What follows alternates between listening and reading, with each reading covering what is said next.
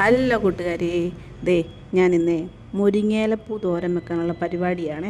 ദേ അതിന് വേണ്ടി കുറേ ദിവസമായിട്ട് ഈ മുരിങ്ങയിലപ്പൂ ഇവിടെ ഇങ്ങനെ പൂത്ത് പൂത്ത് നിൽക്കുന്നു. ഓരോ ദിവസമായിട്ട് കൊഴിഞ്ഞു കൊഴിഞ്ഞു പോകുന്നു കേട്ടോ. അപ്പം ഞാൻ നന്ദുവിനോട് പറഞ്ഞു, നന്ദു പോയി പാത്രം എടുത്തുകൊണ്ട് വാടാന്ന് പറഞ്ഞിട്ട് ദേ മുരിങ്ങയുടെ പൂവെല്ലാം അടത്തുവാണ്.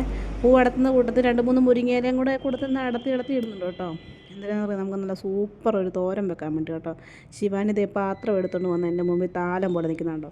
ഞാൻ തേട്ടം നല്ലതായിട്ട് മുരിങ്ങയില പൂവെല്ലാം അതിൻ്റെ അകത്തെല്ലാം പറിച്ച് കേട്ടോ. ആ പറിക്കുന്ന കൂട്ടത്തിനകത്ത് കുറേ തണ്ടെല്ലാം ഭയങ്കരമായിട്ട് അങ്ങനെ ഒടിഞ്ഞു പോയി കേട്ടോ. പക്ഷേ ഇനി മുരിങ്ങയുടെ ഇല ഇനി തോരൻ വെക്കാൻ വേണ്ടി എവിടെ നിന്ന് എടുക്കുമെന്ന് ആലോചിക്കുന്നു.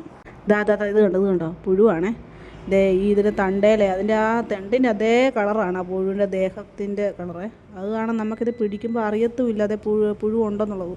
എന്നിട്ട് ഞാൻ പിന്നീട് അതിനെ കണ്ടതുകൊണ്ട് പിന്നെ ഒരു കെയർഫുള്ളായിട്ടാണ് ഞാൻ നിന്നത് കേട്ടോ. ഞാനതിങ്ങനെ തണ്ട് ഒടിക്കുന്ന കൂട്ടത്തിൽ മൊത്തത്തോടെ ഒടിഞ്ഞ് വീണു കേട്ടോ. എന്നാ ചെയ്യാനാ. തണ്ട ഞാൻ പറിച്ച് ഇനി ഇത് തോരൻ വെച്ച് ആക്കുക എന്നുള്ള ഒരു പരിപാടിയാണ്. പാത്രത്തിലോട്ടെല്ലാം ആക്കിയിട്ട് നേരെ വീട്ടിലോട്ട് കയറി പോവുകയാണ്. അതിന് തോരൻ വെക്കാൻ പോകുന്ന പറഞ്ഞ് നന്ദുവിനെ വിളിക്കുവാണ്. അത് ഞാൻ അതിൻ്റെ കൂടെ ഇപ്പം ചേർത്തേക്കുന്ന കാര്യങ്ങൾ ഞാനിപ്പം വീഡിയോയിൽ കാണിച്ചിട്ടില്ല.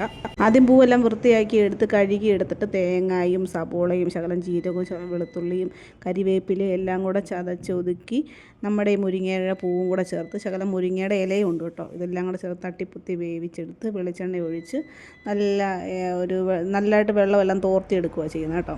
നല്ല ടേസ്റ്റ് എന്ന് പറഞ്ഞാൽ നമ്മൾ മുട്ടത്തോരൻ കൂട്ടുന്ന പോലെ ഉണ്ട് കേട്ടോ. അപ്പോൾ അത്രേ ഉള്ളൂ. ടെറ്റ ബൈ ബൈ, സീ യു.